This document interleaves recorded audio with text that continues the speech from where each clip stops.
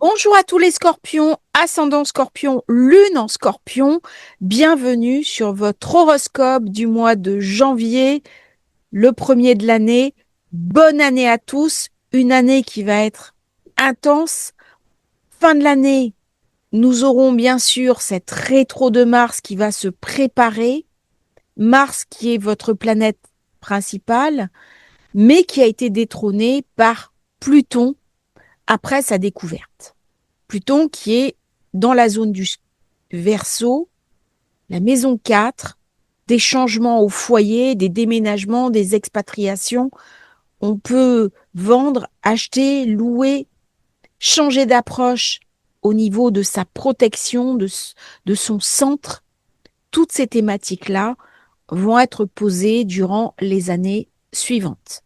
Pour vous aider tout au long de l'année, j'ai préparé un astrojournal qui va vous servir de guide avec plein d'informations complémentaires, toutes les cartes pleine lune, nouvelle lune, un PDF et puis beaucoup d'autres choses qui vont arriver au fur et à mesure une fois que j'aurai fini les vidéos de l'année. On commence cette nouvelle année par Mars qui est en Capricorne. Très bonne position pour vous. Pourquoi? Parce que il est en force. Nous allons avoir 4 casimis au mois de janvier, 4 éclairages différents. Le premier sera avec Vénus, comment mieux communiquer, se raccrocher à quelque chose de plus esthétique, de plus raffiné, de plus sensuel. Une communication un peu plus dans la tonalité, dans la suavité, avec son entourage, avec ses proches, des déplacements, des week-ends peut-être sur des endroits qui sont beaux, se reconnecter avec la beauté qui est aussi un mécanisme de guérison. Et puis tout de suite après, Mars, qui va faire son quasimi au Soleil, le 9. L'action, l'énergie, la puissance. Et le 23, le Soleil va faire son quasimi avec Pluton. Le Soleil va amplifier toutes ses qualités. Mars va amener une urgence. Il va amener l'importance des choses. Il va amener aussi une communication directe, franche, décidée. On met en place des nouvelles choses durant cette pleine lune de janvier qui est très porteuse de sens puisqu'elle se fait en conjonction à Cyrus face à Jupiter qui retourne vers la Lune parce qu'il est en rétrograde. C'est une période pour confronter ses idées avec ses actions. Est-ce que je suis alignée dans ma manière d'être avec ce que je pense? Est-ce que ce que je fais est juste, cohérent avec moi-même? Comment je vais rectifier? Et donc, si on a trop donné aux autres, si on ne s'est pas assez donné à soi-même, il va y avoir une remise en place, un réajustement après cette pleine lune de janvier. Quelle est ma foi? Quelles sont mes croyances? Quel est mon monde? Quel est mon univers à moi en tant que scorpion? Le scorpion, c'est le signe qui ouvre des portes. Il a les secrets des choses obscures, des grandes questions existentielles du monde. Et durant cette période, est-ce qu'il en parle ou est-ce qu'il va préférer se taire? Eh bien, c'est tout le questionnement du mois de janvier. Comment je vais pouvoir être entendu, compris, reconnu par les autres? Ou est-ce qu'il vaut mieux que je garde pour moi ce que j'ai à l'intérieur de moi-même? Alors du coup, ça peut amener une forme de repli sur soi pour mieux concrétiser une idée, un projet créatif. Ou alors, on prend un peu de recul pour mieux se connecter aux autres. Cette première lunaison, quelque chose d'un échange nous est montré. Comment je dois revoir ma communication? Qu'est-ce que je dois réajuster? Quelles sont les grandes questions essentielles qui me sont posées? Si vous travaillez sur les réseaux sociaux ou en digital, par exemple, il y a des nouveaux protocoles, des nouvelles procédures à mettre en œuvre, des changements notoires à apporter à votre activité. Mercure, en début de mois, était dans le Sagittaire. Il est au détriment.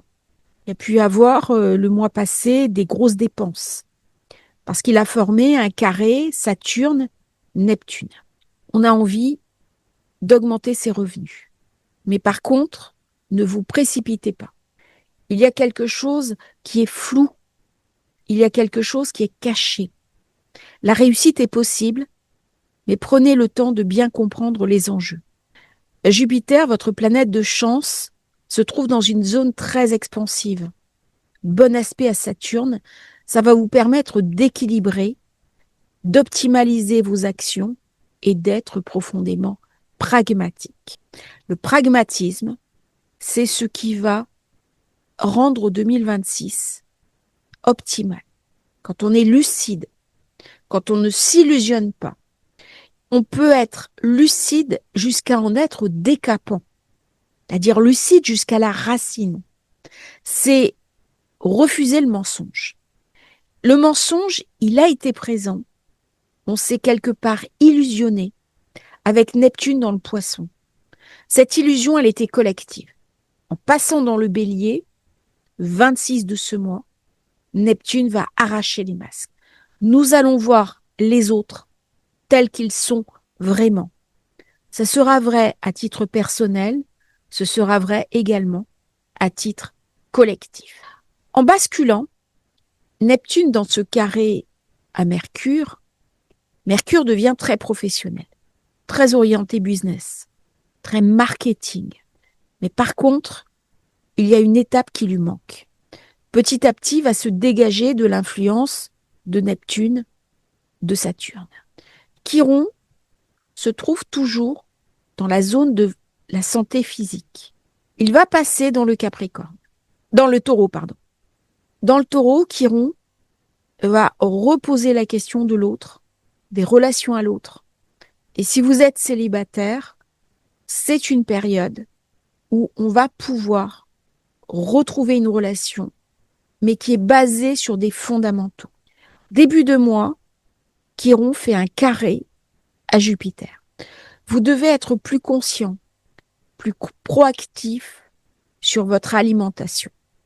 Il y a quelque chose au niveau métabolisme qui ne tourne pas comme ça devrait et qui a été augmenté par la présence de Chiron. Cette lunaison, elle est très favorable puisqu'il y a de la chance, il y a Cyrus. Par contre, elle vient frotter Mars, qui est votre planète. Du coup, ça peut amener des tensions. Des tensions avec son entourage, ses frères, ses sœurs, ses voisins. Alors ça m'amuse parce que hier, j'ai un voisin que j'aime beaucoup, mais qui est très bruyant. Et pendant 1 heure et demie, il a discuté avec un autre voisin. Et du coup, je n'ai pas pu faire mes vidéos. Alors, j'aurais pu sortir, leur demander de se calmer, mais c'était pas le moment. Donc, j'ai accepté. Et Mars, j'ai fait autre chose. Mars, c'est ça. Comment je redirige mon action si je ne peux pas l'envoyer dans la direction que j'ai décidée? La Lune, elle va parler de réceptivité, d'émotion, d'hypersensibilité. Mars, lui, il est dans l'urgence. Il est dans l'action. Évitez la précipitation. Surtout si vous vous déplacez en voiture. Il peut vous rendre très impatient. On peut avoir envie d'élargir ses horizons, de changer les choses.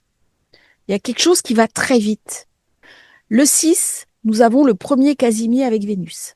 Et Vénus, quand elle est avec Mars et le Soleil, c'est je tombe amoureux.